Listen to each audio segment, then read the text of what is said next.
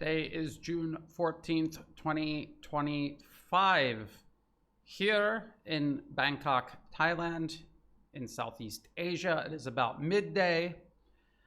All throughout the night, late yesterday evening, all throughout the night and continuing into today, Iran has been launching wave after wave of ballistic missile strikes on targets all across Israel. This is a larger scale version of the previous two retaliatory attacks Iran responded with to Israeli strikes, first on an Iranian consulate in Syria and then strikes on Iran itself.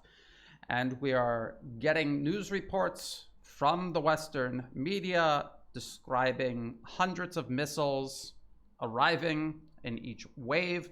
They can obviously see the air defenses are failing to shoot down all of the missiles. That is how these attacks are organized and planned. Iran will launch a large number of ballistic missiles, knowing that a number of them will be intercepted, but knowing that it has saturated Israeli and also American air and missile defense systems, and a certain number of these missiles are going to get through, and they have been getting through, and they are doing damage.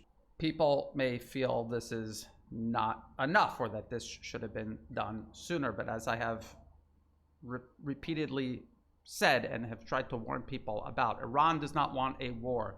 The US wants a war with Iran and specifically wants Israel to provoke it and absorb the brunt of Iranian retaliation. Remember, the US has significant military assets across the region, and if Iran depletes its missile supplies and the US decides to wade in, then what? So Iran is trying to survive. That is its goal. That has always been Iran's goal. People online, they saw this attack by Israel backed by the United States. I'll get into that in just a moment. They saw it, it enraged them, and emotionally they want revenge. They want to see retribution. They want to see justice, but in the real world, that is not how it works. Iran is not going to retaliate to get revenge or to make themselves feel better. They have to be rational, they have to be strategic, and they have to be patient. They are carrying out strikes on Israel to raise the cost of continued Israeli strikes on Iran, and they are almost certainly signaling to Israel that if Israel stops, they will stop. They don't want to widen the conflict.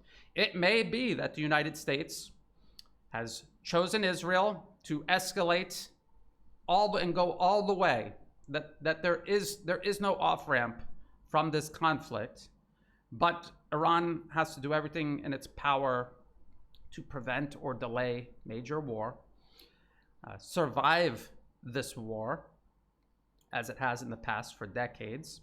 If Iran escalates, it's because escalation is being imposed upon it by both Israel and the United States. Iran, we have to look at realistically Iran's military capabilities. And we have to look at other conflicts taking place right now around the globe. Look at Ukraine. Iran is firing hundreds of missiles at Israel. Russia has fired thousands of missiles into Ukraine. Ukraine is still there. Russia has a large military, one of the largest military forces on earth. They are inside Ukraine, and yet Ukraine is still sustaining its defenses. Yes, they're deteriorating, they're crumbling, their fighting capacity is diminishing, but it is still there, and that is because it is being backed by the summation of NATO's fighting power. And likewise, Israel is being backed by the US. There is only so much you can do with just missiles, and even with a ground force, there's only so much you can do. But Iran does not have a ground force it can send into Israel. So there is a very realistic amount of damage Iran can deliver just through missiles, and that is it. It has other options. It can strike American military assets across the region if the United States gets involved. That is how Iran will try to raise the cost for US involvement, forcing the United States and Israel to expend the finite supply of long-range precision-guided weapons that the collective West has, and need to divide among the many wars that they are either currently waging by proxy, say in Ukraine against Russia, in the Middle East against Iran and Yemen, but also the war the US is most certainly preparing for against China. And so these are the dilemmas Iran is trying to impose on US, which is why they're not going to just fire everything that they have, do maximum damage, escalate to total war, and just jump headfirst into it. They are doing this carefully and for a very specific reason. Now let's get to US involvement. I said before, during, and after the Israeli strikes on Iran that these are impossible without complete and constant US support. The US sends billions of dollars in money, weapons, ammunition, other types of equipment, all other types of support to sustain Israeli military operations, both against the Palestinians and all of Israel's other neighbors in the region, Lebanon, Syria, targets in Iraq, Yemen, and of course now Iran. They would not be able to sustain these combat operations without constant and full support from the US. And even though the United States was using negotiations to shape the narrative and the diplomatic environment to bring this conflict about and to create America's position amid this conflict and attempt to kind of distance itself from it, now we have this from ABC News. This is American media. Trump tells ABC Israel strike on Iran excellent and warns more to come. And down here it says, a U.S. source familiar with the intelligence on the strike told ABC News the U.S. provided exquisite intelligence and will help defend Israel if needed, especially against ballistic missiles, which are expected to be launched from Iran. And again, you have to remember, launched from Iran as a form of retaliation. Trump had told the Wall Street Journal on Friday that the U.S. knew what was going on and was aware of Israel's plans to attack, because the U.S. planned the attack from A to Z and facilitated Israel in carrying it out from A to Z. Later Friday, Iran retaliated against Israel by firing ballistic missiles towards Tel Aviv. A U.S. official confirmed to ABC News that the U.S. was assisting in shooting down missiles targeting Israel. And this is what the U.S. and its other proxies in the region did the last two times Iran retaliated against unprovoked Israeli aggression.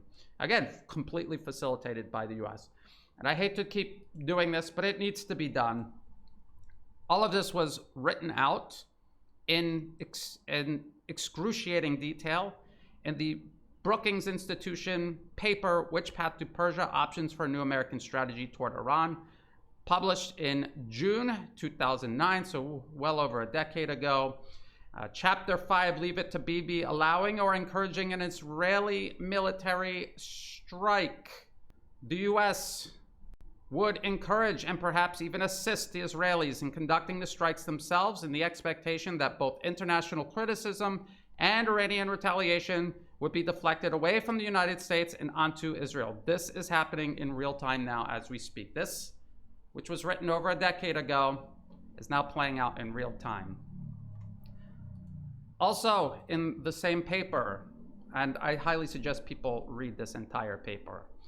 Also in this paper, under diplomacy, they admit there was no intent ever on making peace with Iran. Diplomacy was a smokescreen behind which a pretext would be created to apply maximum pressure and pursue regime change. And it even says here, for those who favor regime change or military attack on Iran, either by the United States or Israel, again, we're watching this happen in real time now, there's a strong argument to be made for trying this option first. And they're talking about diplomacy. Inciting regime change in Iran would be greatly assisted by convincing the Iranian people that their government is so ideologically blinkered that it refuses to do what is best for the people and instead clings to a policy that could only bring ruin on the country. So Israel is trying to bring ruin on the country through repeated waves of missile attacks, airstrikes. The ideal scenario in this case would be that the United States and the international community present a package of positive inducements so enticing that the Iranian citizenry would support the deal only to have the regime reject it. In a similar vein, any military operation against Iran will likely be very unpopular around the world and require the proper international context. They mean manufacturing consent, both to ensure the logistical support the operation would require, meaning that even the United States is incapable of carrying this out, a large-scale attack on Iran without logistical support. So how would Israel do it without complete support from the US logistically and others in the region logistically? And to minimize the blowback from it. The best way to minimize international opprobrium and maximize support, however grudging or covert, and I'm talking about the Persian Gulf states, Jordan, Turkey, they're all involved, even if they want to pretend they aren't, is to strike only when there is widespread conviction that the Iranians were given but then rejected a superb offer, one so good that only a regime determined to acquire nuclear weapons and acquire them for the wrong reasons would turn it down. Under these circumstances, the United States or Israel could portray its operations as taken in sorrow, not anger, and at least some in the international community would conclude that the Iranians brought it upon themselves by refusing a very good deal. This is literally word for word what the Trump administration has just done. This is what they have just done. And it is a iteration of the original nuclear deal made with Iran under the Obama administration. That was the same ploy. And then they just tried it again, and they didn't even care that it was President Trump they were trying it with. The same US president who unilaterally withdrew from the previous nuclear deal because they think the public is this dumb. And in some cases, unfortunately, it appears that maybe people in the public really aren't capable of understanding any of this. So that is how we got to where we are right now. I want to talk about Iranian missile strikes on Israel and Israel's waves and waves of airstrikes on Iran. These are two completely different military capabilities. These airstrikes are very complex. They require huge amounts of both warplanes and supporting equipment and crews.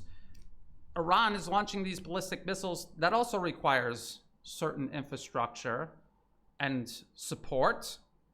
But Iran is able to launch these missiles from Iran and strike targets precisely in Israel. Israel needs to fly their warplanes through Syria, which the US and Israel and other US proxies in the region successfully overthrew the government of and cleared out the integrated air defenses of late last year, setting the stage for this war with Iran during the Trump administration. They need to fly these sorties. It's an extremely intense and complex operation. How sustainable is that versus how sustainable is Iran and its ballistic missile launches? And it depends on many factors, including how many missiles Iran has, whether or not Israel managed to deplete any of those missiles or facilities during their airstrikes, including manufacturing facilities. Is Iran going to be able to continue building these missiles? These are all questions we don't know the answers to, and we're going to have to wait to see. But those are going to be the primary determining factors. We also have to remember the Iranian leadership, everyone continuously calls them weak, cowards, indecisive. They have all of the information available to them that we can only guess at most of the time. They also can see the big picture. They understand that Iran is just one part of a much larger picture. The US is not just fighting Iran, many people think, for Israel. No, the US is using Israel to fight Iran as part of a wider global objective of encircling, containing, and dismantling the expansion of multipolarism, which includes Russia and China. Weakening or eliminating Iran helps further isolate Russia and China. The US has simultaneous campaigns ongoing to encircle and contain both Russia and China, including the US proxy war against Russia and Ukraine, US-sponsored terrorism against Chinese citizens and infrastructure in both Pakistan and Myanmar, as well as US troops literally on the Chinese island province of Taiwan, as well as tens of thousands of US troops all along China's periphery in the Philippines, Japan, South Korea, many times closer to China than to America's own shore. So Iran is looking at all of this. They're also looking at the fact that Israel has nuclear weapons and the United States has nuclear weapons, and they do not. And people say, why didn't they acquire nuclear weapons?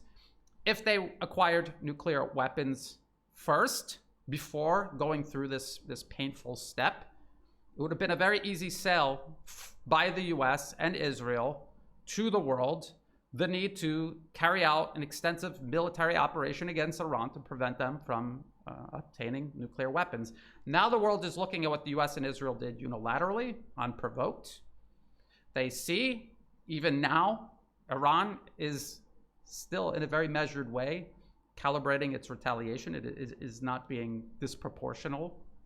It's being very measured and thinking about what it's doing before it's doing it. And it's going to be very difficult for people around the world now to say Iran still shouldn't pursue nuclear weapons. Now it's very clear that obtaining nuclear weapons like North Korea did is the actual only way to achieve peace. The US cannot be negotiated with. Israel cannot be reasoned with or trusted. The US is at the core of the problem, not Iran. This is abundantly clear to everybody around the world now watching this. This is why Iran is being careful. They are thinking about all of this. This is a chess game. They're not children on a playground seeing who can slap who harder. They are devising a strategy, a long-term strategy, and they are doing it step by step. And just as in chess, there's a requirement to sacrifice pieces. You're not getting to the end of the game with all of your pieces on the board, nor will Iran, nor will Israel or the United States or any of America's other proxies. So we have to keep all of this in mind as this unfolds. We have to keep a very close eye on this. There are a lot of videos emerging of Iranian missiles striking Israel. There are a lot of videos circulating of Israeli airstrikes on Iran. There are verified fake images appearing of downed Israeli F-35s that don't even remotely look close to an F-35 or any real aircraft, actually. Be very careful. In time, everything will come out and be verified. You will be able to get a more or less clear picture of what is going on. When these conflicts are unfolding, there's a fog of war. There's deliberate disinformation being spread. There are people on all sides, extremely emotional, acting without thinking, speaking without thinking. We have to, if people interested in the truth, what is really happening, and thinking about the next step before it happens, we have to be careful and we have to be patient. We have to engage in objective analysis, not politically motivated commentary or just emotional outbursts. One other topic I wanted to touch on, not really semi-related. I constantly see comments in the comment section talking about the Duran disparagingly. People are allowed to disagree. People are allowed to disagree about certain things. They're allowed to say whatever they want to say. And just because I'm saying something different doesn't mean I have some sort of animosity toward Alex or Alexander. I was actually just listening to their live stream yesterday regarding the Israeli strikes on Iran. And Alexander was saying very sensible things. He was talking about Iran, its primary objective being survival. That is exactly what I was saying yesterday, and that is spot on. There's already enough strife on Earth without the alternative media, audiences turning on each other. I have no animosity toward Alex Christoforou or Alexander Mercouris. Obviously, we have a different take on the Trump administration, what its intentions were from the beginning up until now. I was listening to them yesterday. They both agreed that Trump is in amongst the neocons. So now we're all on the same page. Even if we arrived here through a different route, we're all at the same destination. That is the video. Like I said, I will keep a close eye on this. Things are happening very rapidly. If there are major developments, I will just continue to do regular video updates on it if necessary. If you thought this video was useful, please like and share. Think about subscribing. It's free to do. It helps the channel grow.